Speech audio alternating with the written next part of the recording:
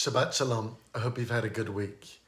I'd like to begin with first a little memory of a gentleman who passed away this week. His name was Giris.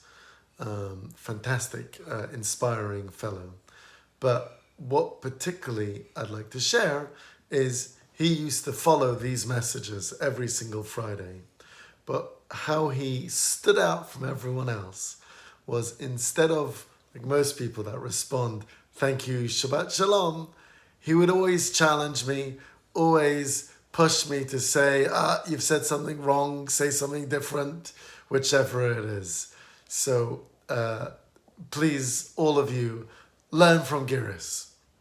Now, what I'd like to share for the message of this week is something new I learned about within the genre of surfing.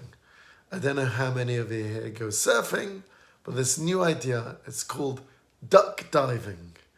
And the idea is that whilst you're waiting on your surfing board for a wave to come, so you're sitting on the board, and as you suddenly see a really big wave and you see it's too big, and you're just going to get overwhelmed by the wave, so you quickly jump off your board and you duck dive under the wave. That way, you'll not get overwhelmed by the water and then just come out after the wave passes you.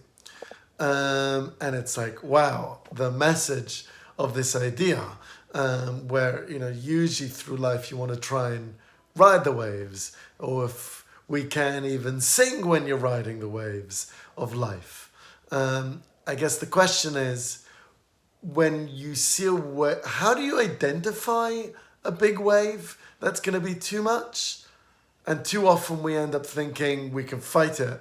And how to identify the waves? And then B, kind of, what does it look like to let go and not to fight? And is it always possible? And I just feel that needs to be broken down a bit more. And I'd love to hear from everybody your thoughts around that concept of being able to A, identify when to let go, and B, how to let go. Shabbat Shalom.